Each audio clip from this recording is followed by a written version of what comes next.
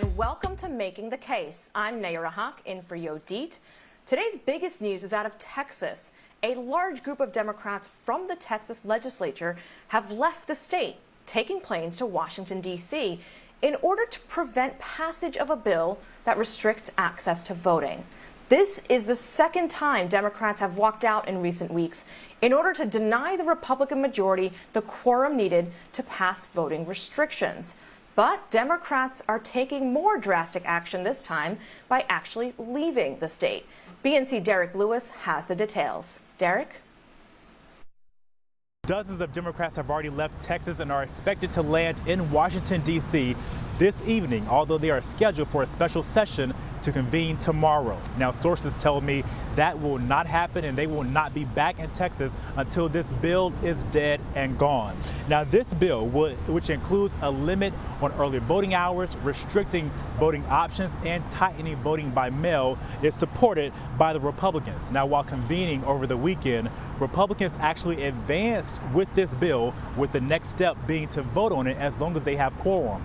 However, quorum means that they must have at least 2/3 of the members of the state and Senate present in order to vote on a bill. If quorum is broken, if they break quorum, that vote will not happen. Now, this has happened once before. Just like it's happening right now, Democrats are using this power that they have. Back in May, during a regular session, Democrats staged a walkout so that there was not enough people in the session to move forward with Senate Bill 7. It did not pass, so Governor Greg Abbott took away paychecks from legislative staff as a punishment. He then scheduled this special session where he made this bill a top priority. Vice President Kamala Harris spoke about the Texas Democratic lawmakers, who are showing extraordinary courage and commitment. I met with them when many of them traveled to Washington, D.C. We sat down and had an extensive conversation in the Roosevelt Room in the White House. And I applaud them standing for the rights of all Americans and all Texans to express their voice through their vote. In a statement, Texas Governor Greg Abbott says the Democrats' decision to break quorum inflicts harm on the very Texans who elected them. He also goes on to say the Democrats must put aside partisan political games and get back to the job that they were elected to do. However, on the other side, you have some Democrats in a joint statement saying that they refuse to let Republicans force through dangerous legislation that would trample the freedom to vote. Now, the reason they are leaving the state is for two reasons, actually. The first is that if they were to stay in the state and break quorum, then Texas Rangers can go out, arrest them, and bring them to the floor so that this vote could happen. Texas Rangers are not allowed to do that outside of state lines. The other reason is they want to go to Washington, D.C. to get the attention of Congress as well as President Joe Biden. In Houston, I'm Derek Lewis for BNC. Derek, thank you for that update. Tonight, we are talking with one of those Texas Democrats who left the state today, Representative Jarvis Johnson. He represents the Houston area. Thank you for joining us, Representative Johnson. You just got off a flight out of Texas and you landed in D.C. Is this what you thought you'd be doing when you woke up this morning? This has always been in the back of my mind.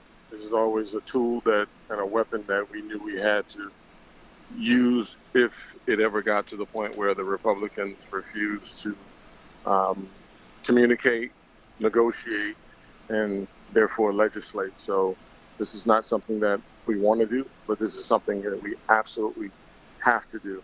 Greg Abbott said that we're advocating our responsibility to take care of our constituents, when in fact we're advocating on behalf of our constituents to protect them and all members of the state of Texas, and not just a small minority that Governor Abbott is trying to appeal to for his re-election campaign. Governor Abbott is punishing you by withholding your paycheck and questioning your loyalty. But I suspect that you opted to serve because you deeply care about your community. How hard is this moment for you? First of all, I get paid $600 a month. That's less than $13 a day. If you do the math, that's way below poverty line. At the end of the day, this is not about money. This is about my ability to protect my community that elected me to do so. I won't allow Governor Abbott to use those type of tactics to bully me into voting the way he wants me to vote. And so we're fighting to make sure that we are not pawns in a game that he and his Republican colleagues are playing to get reelected for their base. We're here to protect all Texans, and that's not what Governor Abbott is willing to do. So we're going to continue to fight. And at the end of the day, he's hurting hard-working Texans. My salary of $600 is written into the Constitution, so he can't stop that $600. But he is hurting people that don't actually work for legislators, which is those that write the laws, those that help us look at our budgets, those that are working diligently every single day, and they count on this salary and these insurance benefits to take care of their family. Governor Abbott doesn't care about that. He is using that to try to get us as Democrats to come back to simply do what he asks us to do. And he's going to say that the Democrats are stopping these hardworking Texans from earning a living, when in fact it was the governor who vetoed Article 10.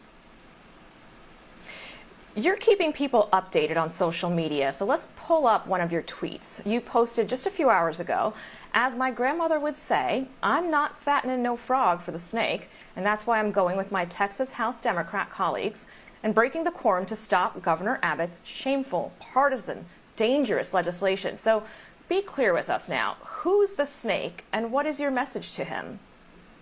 The Republicans. I'm not going to sit around and allow them to force me to show up simply for my own demise. And that's what they want. The only thing that the Republicans want is a quorum. We have tried with everything that we have to ask, to talk, communicate, negotiate, legislate. Let us sit down and work on how we can come to a compromise. The Republicans absolutely will not, have not. I personally have asked the governor for a meeting. He won't meet with me. I have 189,000 constituents. And when constituents call me to meet, I meet with them. The governor, there are 150 legislators, and he doesn't even have the courtesy to meet with me, to meet with the caucus, to simply to work out details of what we all can come to would be a compromise. So at the end of the day, I'm not going to fat no frog for no snake. I'm not here to allow them to get everything that they want, and I just simply do whatever pleases them. And so my grandmother told me a long time ago, don't allow others to use you, and while you're sitting there doing their dirty work, and at the end of the day, they cross you and eat you like a snake eats a frog. And that's not what I'm here to do. Let's talk about some of that dirty work in this legislation they're trying to pass. On Friday, Jarvis Rogers, he's a 63-year-old black man, was arrested for voting while he was on parole, and the GOP will talk about voter fraud as a reason for all these new rules. But let's be clear, this man was voting as himself. He wasn't using a fake ID. So what is this voter fraud scare really about? This is the lie, and the lie that they perpetuated over the years. This is the same lie that they used in order to incite the Tulsa massacre and the Tulsa riots. This is the same lie that they used to incite Rosewood. This is the same lie that they've always used to justify their behavior to go after certain communities. And they're doing it again. They're using the lie. Oh, they did this, and so we're going to go and do this.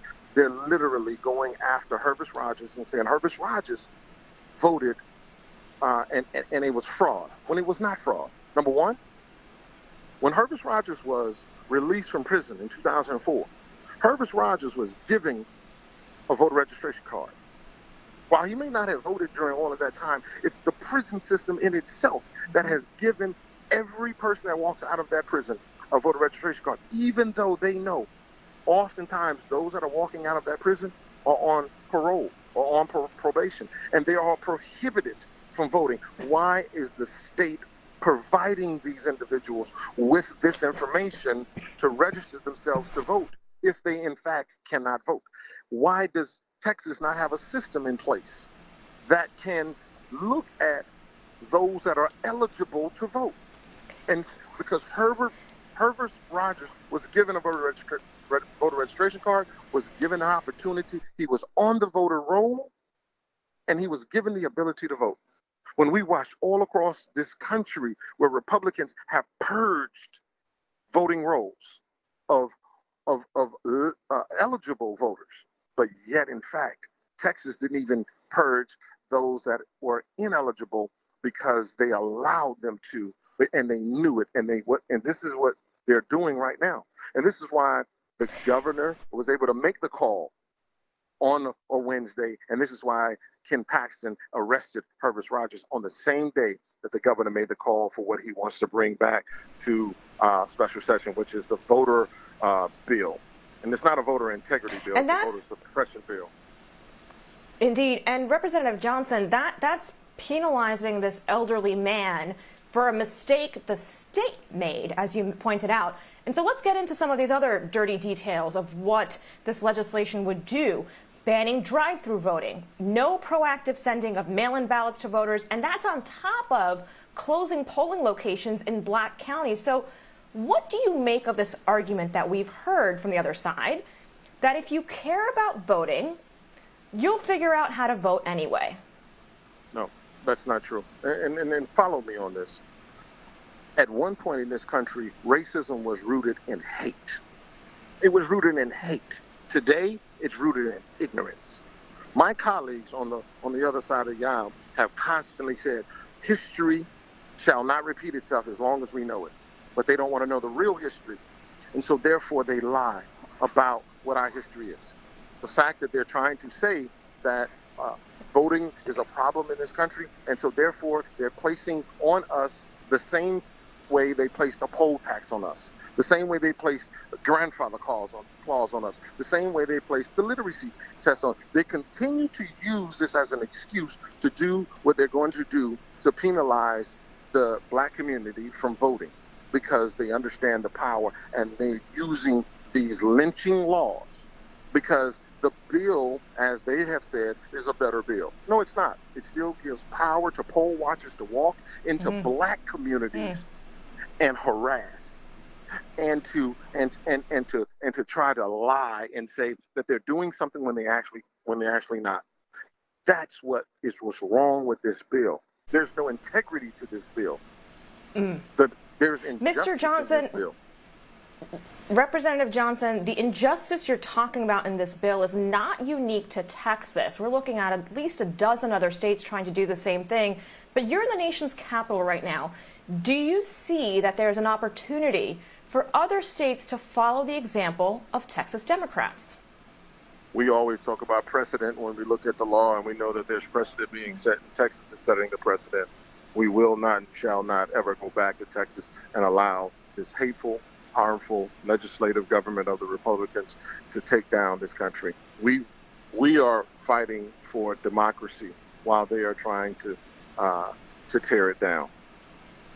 They are trying to destroy it, and we're trying to defend it. And so I think that this gives every other state the understanding, the opportunity to say, this is what we can do. I will stand, because I stand right now on the shoulders of Martin Luther King. I stand on the shoulders of John Lewis. I stand on the shoulders of Cleveland Glenn, my grandfather, and my father, Larry Johnson, who recently passed away. But he fought for this country as a veteran. And so I stand on his shoulders today, and I will not go quietly and allow them to do what they're doing to send us back in time to tell us that these are integrity laws, when we know these are racist laws to keep the voters from voting for people that represent their causes and the things that are important to them, which is our communities. Representative Johnson, I suspect your boots were made for walking, and that is what you're doing. Thank you for your example that you're setting with us, and thank you for joining us tonight. Thank you. Be blessed and be strong.